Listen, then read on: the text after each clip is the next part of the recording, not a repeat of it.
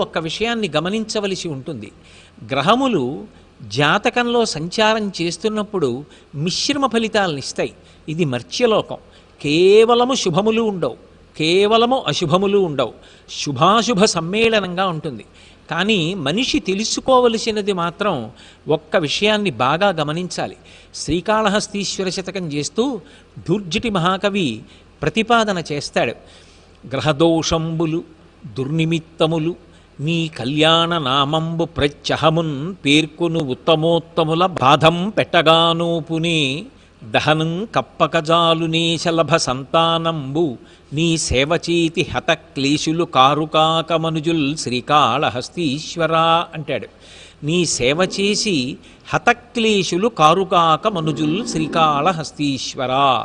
గ్రహములు ఆ జనన సమయాన్ని బట్టి ఒక సంవత్సరంలో కొన్ని ఫలితాలను ఇవ్వడానికి సిద్ధంగా ఉండవచ్చు, కానీ అధిగమించడానికి కూడా ఒక అవకాశం ఉంటుంది. దేని చేత అధిగమిస్తారు?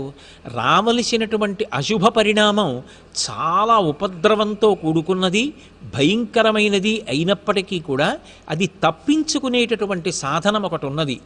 ఏది ఆ సాధనము అంటే, నీ కళ్యాణ నామంబు ప్రత్యహమున్ పేర్కొను ఉత్తమోత్తముల బాధం పెట్టగానూపునే. భగవంతుని యొక్క నామ సంకీర్తనం ప్రతిరోజు చెయ్యడానికి అలవాటు పడినటువంటి వాడెవరుంటాడో అటువంటి వాణ్ణి గ్రహములు కూడా బాధించవు. ప్రతిరోజు భగవన్నామం తెలిసి కానీ తెలియక కానీ చెప్పగలగడం ఒక అదృష్టం. అయితే కేవలం నామం చెప్పడం వల్ల ప్రయోజనం కలుగుతుంది అన్న మాటకి ఎంత సారమున్నదో దాని యొక్క కొనసాగింపు కూడా అంత సారవంతము. ఎందుకంటే భగవంతుని యొక్క నామములు గౌణములు. అవి కేవలం ఏదో భగవంతుడికి బాలసారి చేసి పెట్టిన పేర్ల వంటివి కావు.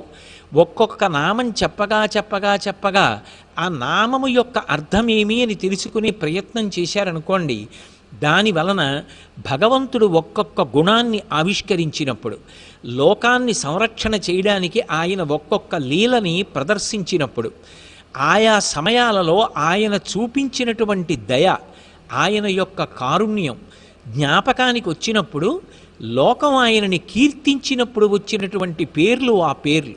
అప్పుడు భగవంతుడితోటి మనకి ఒక అనుబంధం కలుగుతుంది. భగవంతుడితో అనుబంధం కలిగితే ఆయన ఎలా చెప్పాడో అలా బ్రతకడం గొప్ప అని అలవాటవుతుంది. ఆయన ఎలా చెప్పాడో అలా బ్రతికితే ధర్మాన్ని పాటించినట్టు అవుతుంది. ధర్మాన్ని పాటిస్తే మనము ప్రశాంతంగా ఉంటాం, లోకము ప్రశాంతంగా ఉంటుంది.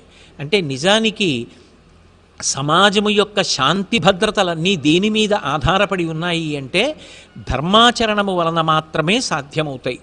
అటువంటి ధర్మాచరణము చెయ్యడానికి మొట్టమొదట అసలు సమన్వయం ఎక్కడ కలుగుతుంది అంటే భగవన్నామాన్ని పలకడంలో ఉంటుంది. అందుకే పంచాంగ శ్రవణము చేసి ఒకవేళ గ్రహగతులు అంత బాగాలేవు, ఆనుకూల్యత ఎక్కువగా లేదు అంటే దాని గురించి బెంగ పెట్టుకోవలసినటువంటి అవసరం లేదు.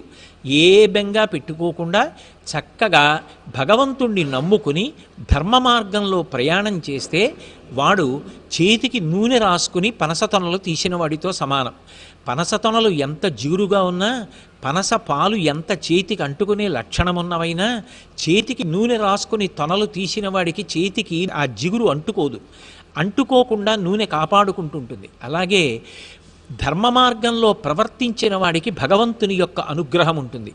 భగవద్ అనుగ్రహం ఎవరికి ఉంటుందో అటువంటి వాణ్ణి గ్రహములు కూడా చెనకి విశేషంగా బాధ పెట్టవు.